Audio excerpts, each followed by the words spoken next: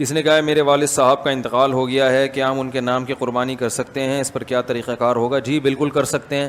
نبی صلی اللہ علیہ وسلم نے 2 مینڈے ذبح کی، ایک اپنی طرف سے اور ایک امت کی طرف سے. اور آپ نے ایک دفعہ ایسا بھی کیا کہ ایک قربانی اپنی طرف سے اور ایک ان کی طرف سے جو قربانی نہیں کر سکے.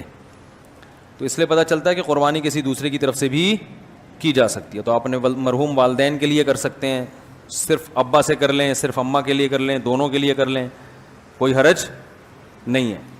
ہاں اب دونوں کے لیے کریں گے تو کیا ثواب تقسیم ہو کے ملے گا دونوں کو؟ یہ ایک سوال ہے. بھائی سمجھ میں آ رہا ہے؟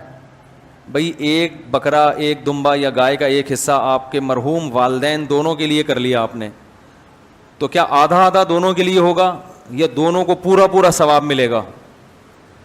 اس میں علماء کی 2 رائے ہیں، کیونکہ اس کے بارے میں قرآن و سنت خاموش ہیں. صحیح ہے نا؟ ابے بھائی بکرا ایک ہے اور ہو رہی ہے مرحوم ابا اور اماں دونوں کی طرف سے، تو کیا آدھا آدھا ابا اماں کو ثواب پہنچے گا یا پورے پورے بکرے کا پہنچے گا؟ سوال سمجھ میں آئے گا تو پھر جواب سمجھ میں آئے گا نا. تو اس میں علماء کی 2 رائے ہیں، کیونکہ قرآن و حدیث جہاں واضح نہیں ہو تو پھر اجتہاد ہوتا ہے نا. تو بعض جی نہیں، مرحوم میں زیادہ کے لیے بھی ہو سکتا ہے، زندہ میں تو ایک کے لیے ہی ہوگا. جو مرحومین ہیں ان میں پوری امت کے لیے جب نبی نے کر لیا تو نا تو آپ بھی پوری امت کے لیے بھی کر سکتے ہیں. اصل میں ہوتا وہ آپ ہی کی طرف سے ہے، تو آپ چونکہ ایک ہیں تو آپ ایک ہی بکرا کریں گے، لیکن اس کا ثواب پہنچایا جاتا ہے زیادہ لوگوں کو. تو وہ 2 کے لیے بھی ہو سکتا ہے، 10 کے لیے بھی ہو سکتا ہے، پوری امت کے لیے بھی ہو سکتا ہے، وہ زندوں کے لیے بھی ہو سکتا ہے، لیکن وہ ہوگا پھر آپ کے لیے. لیکن جب آپ قربانی 2 کی طرف 2 زندوں کے لیے کر رہے ہوتے ہیں، پھر وہ دونوں کے لیے الگ الگ ہو رہی ہوتی ہے، اس میں ایک میں 2 آدمی شریک نہیں ہو سکتے.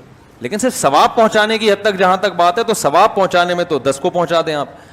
تو اب علماء کہتے ہیں کہ بعض علماء کہتے ہیں ڈیوائیڈ ہو کے پہنچتا ہے، صحیح ہے نا، اور بعض کہتے ہیں نہیں پورا ثواب اس کو بھی ملے گا، پورا ثواب اس کو بھی ملے. دونوں قول ہیں علماء کے. تو اس لیے افضل تو یہی ہے کہ ابا کے لیے الگ کر لیں، اماں کے لیے الگ کر لیں، افضل یہی ہے. اور اگر نہیں کر سکتے دونوں کے لیے کر لیں، ایک ہی کر لیں دونوں کے لیے.